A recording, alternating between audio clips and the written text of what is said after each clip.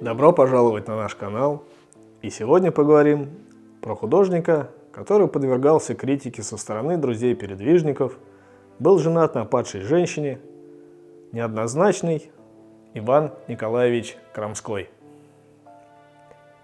Годы жизни 1837-1887.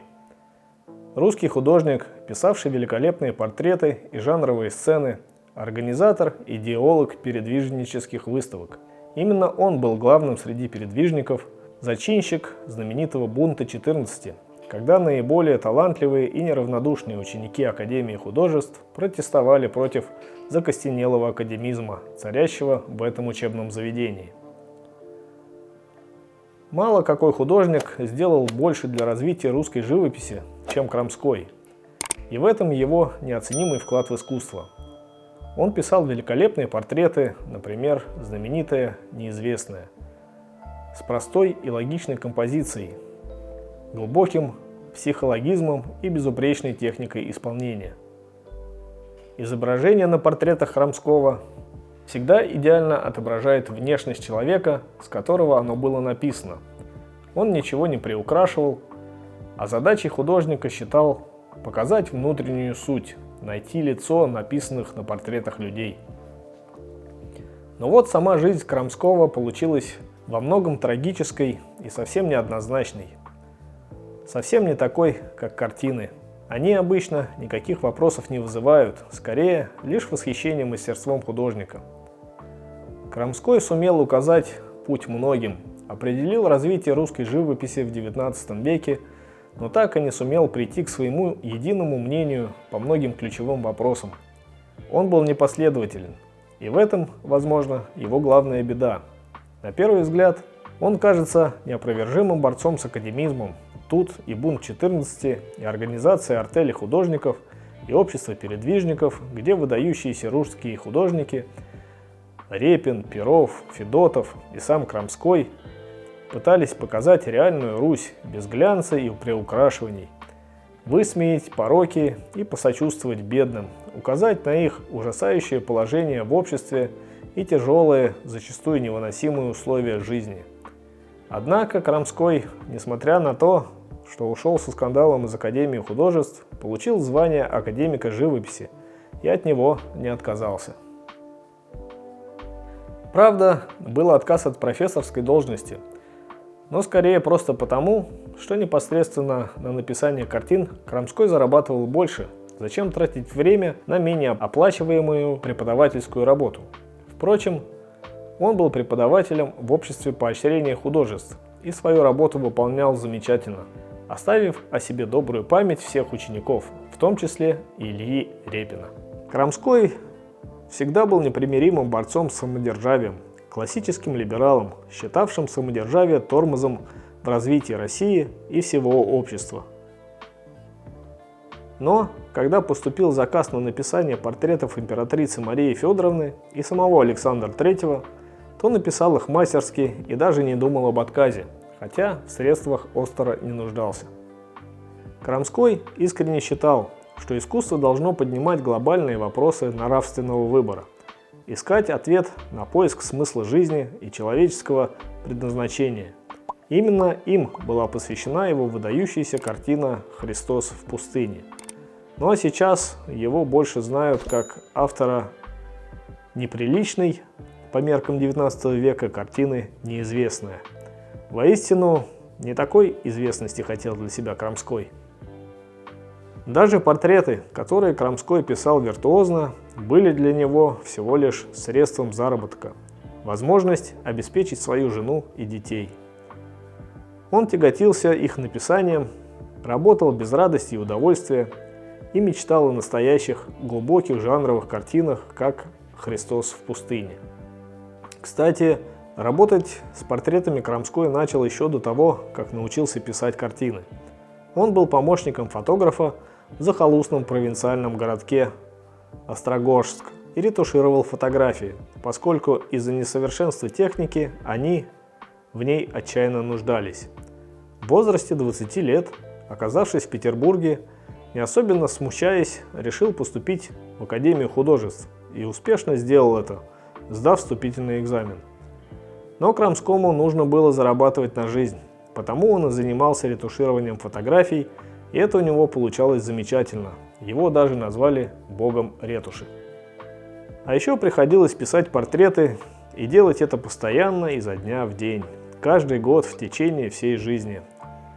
Крамской признавался, что очень устал от голов, но за портреты хорошо платят, а потребность в деньгах у Крамского была всегда. Всего за всю свою жизнь он написал около 3000 портретов, огромное число, и большинство из них на очень хорошем уровне. Именно из-за необходимости писать множество портретов не хватало времени на работу над жанровыми картинами. Показателен пример выставки передвижников. На ней Репин представил эпохальную картину «Крестный ход» в Курской губернии.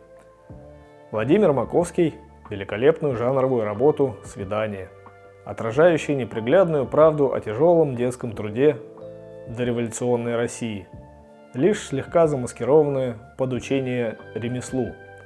Суриков пишет потрясающее полотно «Меньшиков в Березове», где показывает опального фаворита, то есть опять-таки выражает определенный протест против самодержавия, а Крамской – картину «Неизвестная», которая при всех ее достоинствах все же к идеологии передвижничества имела отдаленное отношение.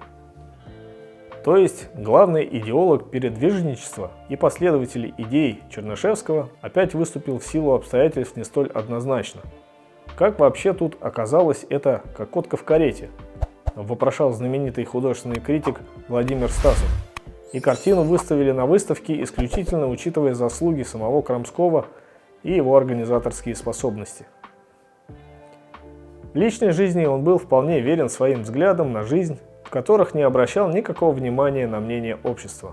Например, он женился на падшей женщине, Софье Прохоровой, которая раньше сожительствовала с уже женатым живописцем Поповым. Тот вскоре укатил с законной женой за границу, а Софья осталась без средств к существованию. Ее выручил Крамской, которому на тот момент было 22 года. Она стала его законной женой, родила 6 детей, из которых выжили лишь 2, и всю жизнь была неразлучна с Иваном Крамским. Впрочем, сам художник считал, что личное счастье – нечто второстепенным, не заполняющим жизнь. Постепенно, особенно после написания портретов Александра III и его супруги, от Крамского отвернулись все бывшие друзья-передвижники. Они считали его продавшимся самодержавцу, предавшим их интересы, погрязшим в роскоши. Особенно ставили в вину любовь к красным чулкам для своей жены. «Дайте мне год творческой жизни», – просил он у Третьякова. Но кто же ему даст этот самый год, учитывая потребности Крамского? Уже в 50 лет Крамской выглядел уставшим, изнеможденным стариком.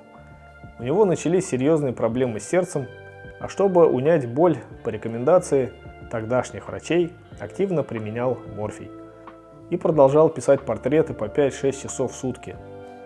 Он и умер во время работы, когда работал над портретом доктора Карла Раухфуса.